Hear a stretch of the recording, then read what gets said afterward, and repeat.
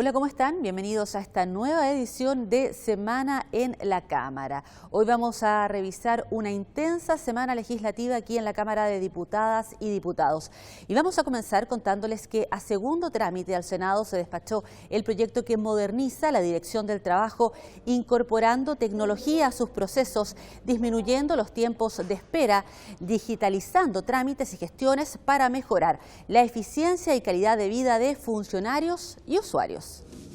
Entre múltiples puntos, la norma crea un consejo consultivo para colaborar en el ejercicio de las facultades de la dirección, un mecanismo de consultas públicas para conocer la opinión de la ciudadanía, un compendio anual de dictámenes ordenados por materias, un registro electrónico de los contratos de trabajo y una unidad de apoyo a las micro y pequeñas empresas. Por la unanimidad de 144 votos, la Cámara aprobó y despachó a tercer trámite al Senado el proyecto de ley sobre suministro ininterrumpido de electricidad para personas electrodependientes. Los invito a conocer el detalle de esta información. El texto, entre otros puntos, entiende por persona electrodependiente a toda aquella que, para el tratamiento de la patología que padece, se encuentra en condición de hospitalización domiciliaria y debe estar conectada de forma ininterrumpida o transitoria, ya sea para su alimentación, mantención o termorregulación a elementos de uso médico que requieran suministro eléctrico, sin el cual estaría imposibilitada de subsistencia en riesgo vital o de secuela funcional grave. Las empresas concesionarias de distribución eléctrica deberán llevar un registro de las personas electrodependientes y su localización. Además, la norma precisa que las empresas concesionarias deberán entregar en comodato, en forma eficaz y oportuna, el equipamiento necesario que permita asegurar un funcionamiento continuo del elemento de uso médico al que esa persona requiere permanecer conectada o que le presta el apoyo determinado por su situación de dependencia. Y solo en general, por 140 votos a favor y 1 en contra, se aprobó el proyecto de ley que amplía el plazo para que los municipios puedan resolver la situación de sus plantas municipales pendientes. El texto, que retornó a la Comisión de Gobierno Interior con indicaciones, permite a los municipios que no hayan ejercido la facultad de modificar sus plantas ejercerla por única vez hasta el 31 de diciembre de 2022. También extiende el plazo para llamar a concursos públicos hasta el término de la pandemia del COVID-19 en la medida que los municipios cuenten con recursos para financiar los cargos a concursar y que la reactivación les permita cumplir con la proyección de ingresos y gastos que se utilizó de base para aprobar el reglamento de planta. Con 69 votos en contra, 5 abstenciones y 68 votos a favor, la Sala de la Cámara rechazó la reclamación a la conducta de la mesa de la corporación presentada por las bancadas de Comunes, Revolución Democrática y los partidos Radical y Comunista. La censura fue defendida por el diputado Gonzalo Vinter, argumentando la objeción al derecho de voto y la representatividad de la mesa frente a la mayoría política de la corporación. Su contraparte, el diputado Andrés Lonton, destacó que el presidente Diego Paulsen y los vicepresidentes Francisco Undurraga y Rodrigo González fueron electos por mayoría y democráticamente, al tiempo que han actuado asegurando la imparcialidad en el ejercicio de sus funciones. Estamos en semana en la Cámara revisando el detalle del acontecer legislativo durante toda esta semana que ya finaliza. Vamos a contarles ahora acerca de otro de los proyectos de ley debatidos en la corporación. Les cuento que por 102 votos a favor, 32 en contra y 11 abstenciones, las diputadas y diputados respaldaron la propuesta de la comisión mixta respecto del proyecto sobre migración y extranjería.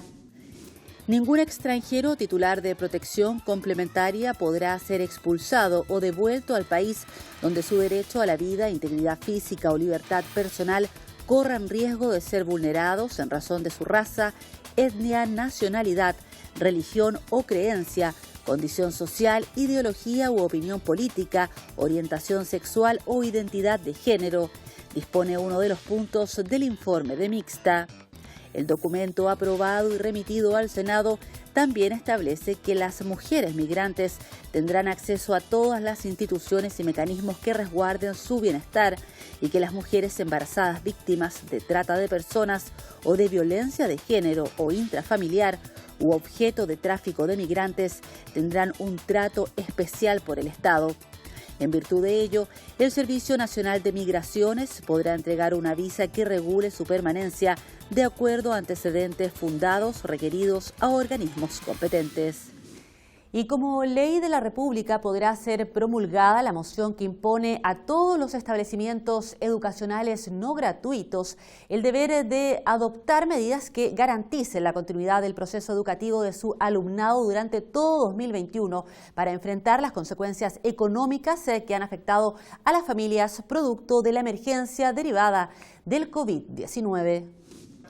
El texto, que sumó 144 votos a favor y una abstención, establece que las medidas extraordinarias deberán materializarse en un plan que garantice la continuidad escolar, considerando al menos la reprogramación de cuotas de colegiatura pactadas para el año escolar 2020 y el pago de colegiaturas reprogramadas con anterioridad a marzo de este año para padres, madres y apoderados cuya situación económica se ha visto menoscabada producto de la emergencia sanitaria.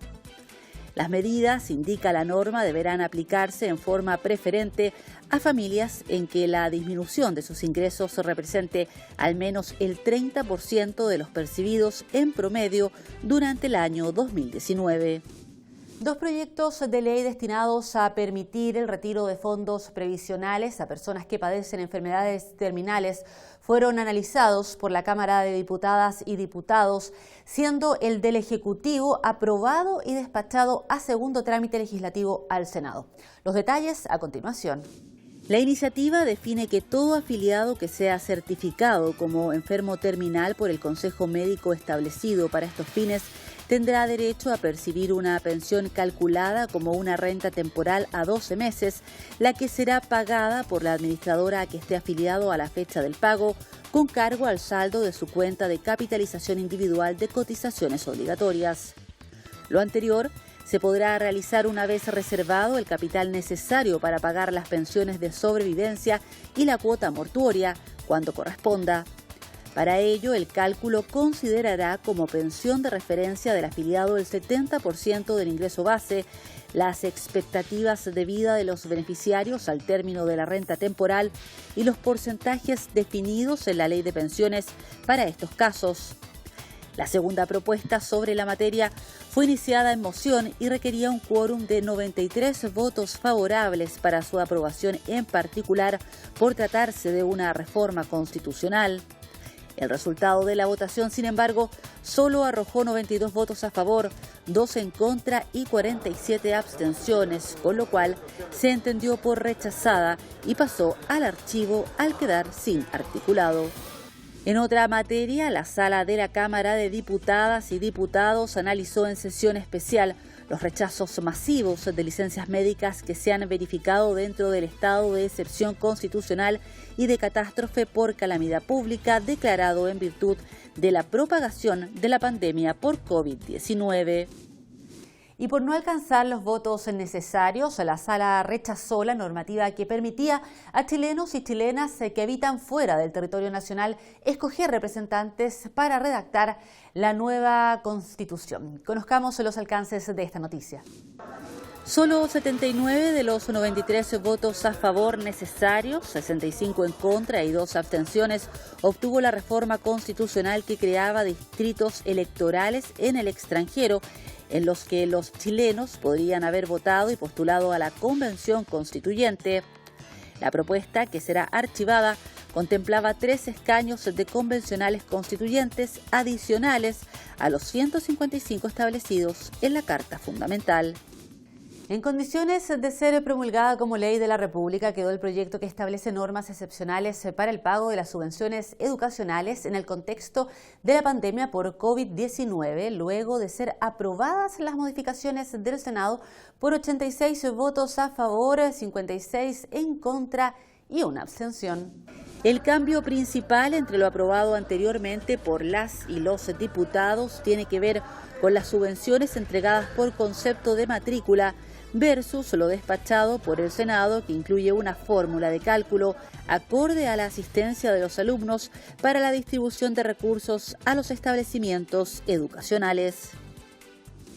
Avanzamos en el trabajo legislativo de semana en la Cámara para contarles que la Sala aprobó en tercer trámite el proyecto de reforma constitucional que facilita la suscripción de patrocinios y la declaración e inscripción de candidaturas independientes con miras a la elección de los integrantes de la Convención Constitucional. La iniciativa, entre otras medidas, establece que para declarar sus candidaturas al órgano constituyente, los independientes fuera de lista requerirán el patrocinio de un número de ciudadanos independientes igual o superior al 0,2% de los electores que sufragaron en el respectivo distrito en la última elección de diputados. A su vez, define que 2 o más candidatos podrán conformar una lista electoral y que en cada distrito electoral las listas con número par deberán tener igual cantidad de mujeres y hombres. Por último, la reforma, que sumó 142 votos afirmativos, 2 negativos y 2 abstenciones, establece que el CERVEL habilitará una plataforma electrónica especial para los patrocinios. Y a tercer trámite al Senado fue enviado el proyecto iniciado en mensaje que establece un retiro único y extraordinario de fondos previsionales. Ello luego que la Sala de la Cámara de Diputadas y Diputados aprobara la propuesta en general y en particular. La norma autoriza a los afiliados del sistema privado de pensiones a realizar de forma voluntaria un retiro por hasta el 10% de los fondos acumulados en su cuenta de capitalización individual de cotizaciones obligatorias. El mencionado retiro no podrá exceder de 150 UFs ni ser inferior a 35 UF en caso de que los saldos acumulados lo permitan. En el caso de que los fondos sean menores, el afiliado podrá retirar la totalidad de los recursos. Asimismo, establece que no pagarán impuestos por este retiro las personas con una renta imponible de 30 unidades tributarias anuales, lo que equivale a una renta imponible de 1,5 millones mensuales. Y finalmente les contamos que a ley fue enviado este segundo retiro del 10% de los fondos de pensiones al finalizar su tramitación en el Senado, luego de una extensa jornada de trabajo también acá en la Cámara de Diputadas y Diputados. Con esta noticia estamos finalizando esta edición de Semana en la Cámara, donde conocimos el extenso trabajo legislativo que se desarrolló por estos días acá en la corporación. El equipo de Semana en la Cámara les agradece la sintonía y los invita para que nos volvamos a encontrar la próxima semana y conozcamos juntos acerca de los proyectos de ley que se debaten aquí en la Cámara de Diputadas y Diputados.